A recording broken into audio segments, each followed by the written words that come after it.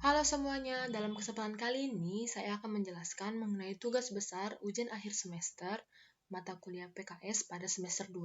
Sebelum itu, izinkan saya memperkenalkan diri. Nama saya Esther Patricia Bernadita Sihombing, NIM 120250030, TPB 45, Program Studi Teknik Lingkungan 2020.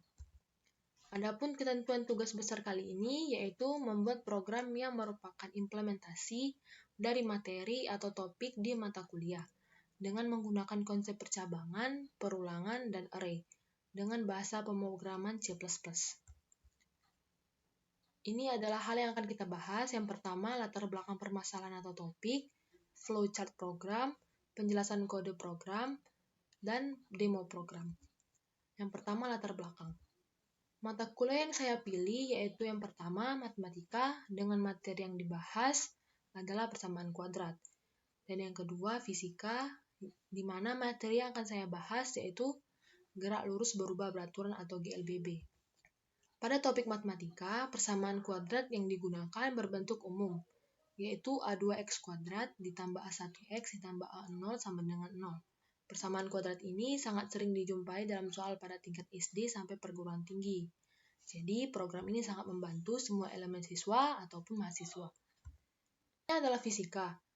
GLBB atau gerak lurus berubah beraturan sering kita jumpai dalam kehidupan sehari-hari, seperti saat benda jatuh bebas, gerak seorang penerjun payung, gerak mobil dalam balapan mobil, gerak sebutir peluru yang ditembakkan, dan lain sebagainya.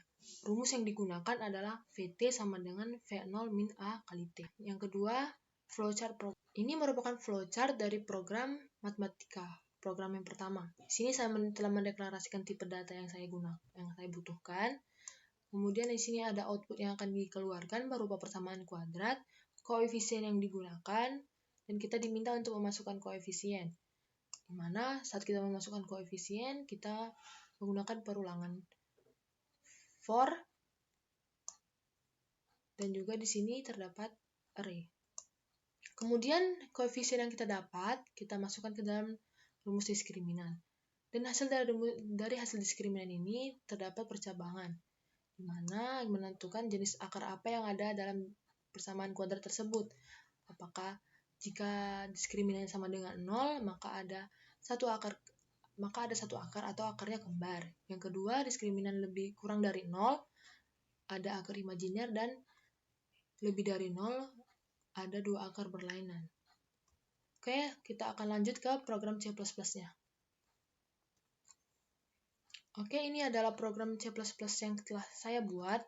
Pertama, kita masukkan header berupa include IOStream dan using namespace std. Kemudian kita deklarasikan tipe data yang kita gunakan. Di sini ada integer kuadrat 3 merupakan penggunaan array, dan integer i dan diskriminan. Di sini juga saya telah memasukkan data diri saya berupa nama, NIM, prodi, tugas besar PKS 2, dan selamat datang di program persamaan kuadrat. Dan juga akan dimunculkan persamaan kuadrat yang digunakan, koefisien, dan kita diminta untuk memasukkan koefisien. Jelas pada flowchart tadi, kita memasukkan koefisien menggunakan perulangan for, di mana di sini ada index array. Dan ini ada juga nilai-nilai koefisien yang telah didapat dimasukkan ke dalam rumus berupa B kuadrat min 4AC, di mana B itu dilambangkan menjadi kuadrat 1, A itu kuadrat 0, dan C adalah kuadrat 2. Nah, hasil dari diskriminan ini kita masukkan ke dalam percabangan if. Dengan diskriminan sama dengan 0, akan didapat ada satu akar atau akar kembar.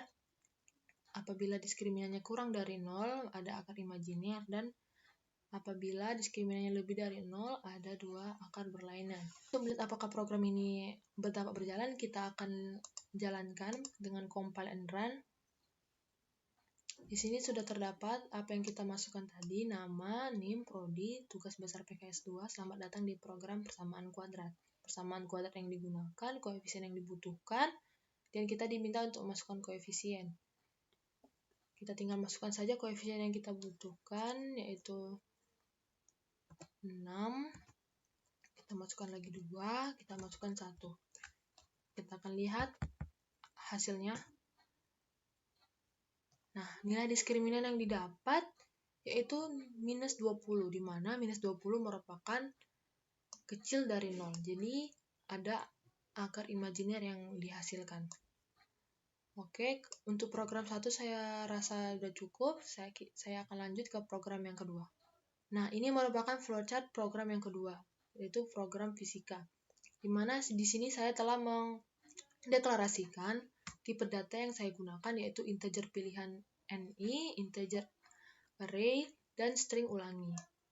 Kemudian di sini kita diminta untuk memilih menu mana yang akan kita hitung terlebih dahulu. Yang pertama mencari percepatan, mencari waktu, mencari kecepatan akhir, mencari kecepatan awal, dan berhenti dari program. Saat kita memilih, apabila kita memilih pilihan 1, kita diminta untuk memasukkan banyaknya percobaan. Kemudian di sini akan ditampilkan rumus untuk mencari percepatan. Kita diminta untuk memasukkan nilai-nilai apa saja yang kita butuhkan untuk mencari percepatan, dan di sini juga telah dimasukkan rumus-rumusnya. Kemudian hasil tersebut akan muncul. Apabila kita memilih program 2, sama seperti program menu yang pertama, masukkan percobaan. Di sini sudah ada rumus untuk mencari waktu, kita tinggal masukkan saja nilai-nilai yang dibutuhkan, dan di sini akan dihasilkan rumusnya dan hasilnya akan keluar.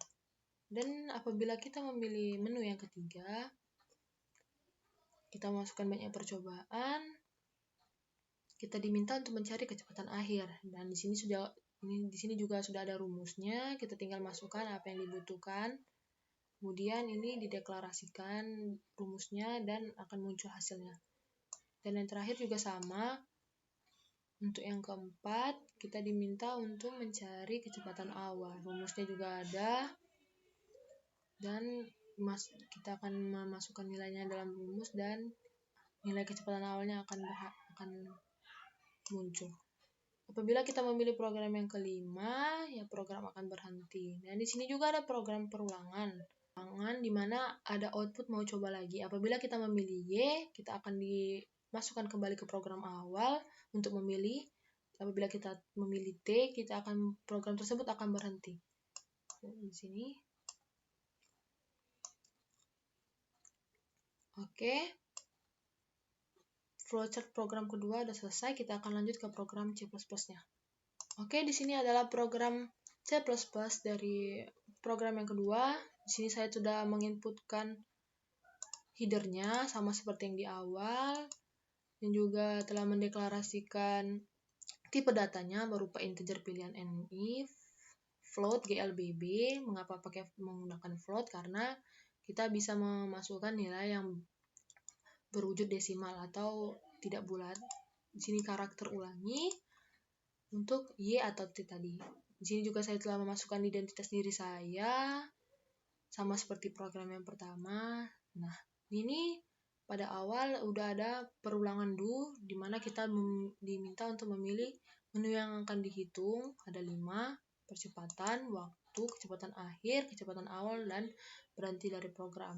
Apabila kita memilih pilihan 1, kita diminta memasukkan banyaknya percobaan, dan juga akan terjadi perulangan for, di mana di sini juga merupakan array-nya.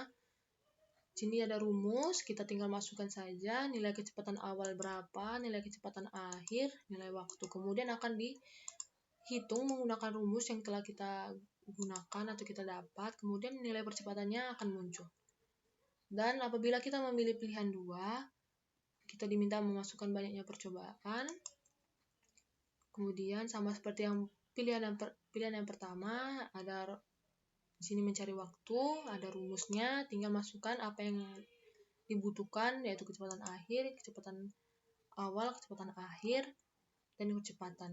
Di sini juga akan dihasilkan rumusnya, kemudian nilai waktunya akan didapat. Apabila pilihan kita yang ketiga, masukkan banyak percobaan sama seperti yang di atas juga, ada perulangan for, di mana I sama dengan 0 dan I kurang dari sama dengan N-1. Di sini juga pada pilihan yang ketiga kita mencari kecepatan akhir, dengan di sini sudah ada rumusnya, dan kita diminta untuk melengkapi atau memasukkan nilai-nilai yang digunakan untuk mencari kecepatan akhir. Kemudian setelah nilainya telah didapat, akan diproses dengan rumus yang ini, kemudian nilai kecepatan akhirnya didapat juga. Dan yang pilihan yang keempat, kita diminta memasukkan banyak percobaan. Di sini juga ada perulangan for dan juga ada indeks array-nya. Di sini kita diminta untuk kecepatan awal atau V0. Kita diminta untuk memasukkan nilai kecepatan akhir, nilai waktu, dan percepatan. Setelah mendapatkan semua nilainya, kita memasukkan nilai-nilainya ke dalam rumus dan nilai kecepatan awalnya didapat. Dan yang terakhir, kita memilih pilihan 5, maka program akan berhenti. Nah, di setiap menu pasti akan ada tampilan atau keluaran mau coba lagi Y atau T. Apabila kita memilih Y, maka program akan dimulai dari awal. Apabila kita memilih T, maka program akan berhenti. Untuk memastikan apakah program yang kita buat ini berhasil, kita akan menjalankan saja programnya. Nah, di sini juga sudah sama seperti tadi, udah ada nama, data diri saya, nama, NIM, program studi, tugas besar PKS 2, selamat datang di program GLBB. Di sini juga telah muncul pilih menu yang dihitung. Untuk yang percobaan yang pertama, kita coba untuk pilih menu yang pertama. Masukkan percobaan, kita masukkan satu saja. Nih, nilai percepatan dengan rumus A. Di sini juga sudah disediakan rumusnya. Kita tinggal memasukkan nilai kecepatan awal. Nilai kecepatan awal yang akan kita gunakan adalah 40 saja. Kecepatan akhirnya kita buat 20. Kecepatan akhirnya kita buat 80. Nilai waktunya kita buat 15. Kita lihat percepatannya yang kita dapat adalah 2,666. Oke, apakah mau coba lagi? Kita Y, karena kita akan mencoba semuanya. Lanjut, kita sudah memilih program yang persatu, kita akan menu yang kedua. Banyak percobaannya kita buat satu saja. Masukkan nilai kecepatan awal. Ini kita masukkan 20, kecepatan akhirnya kita buat dari 50.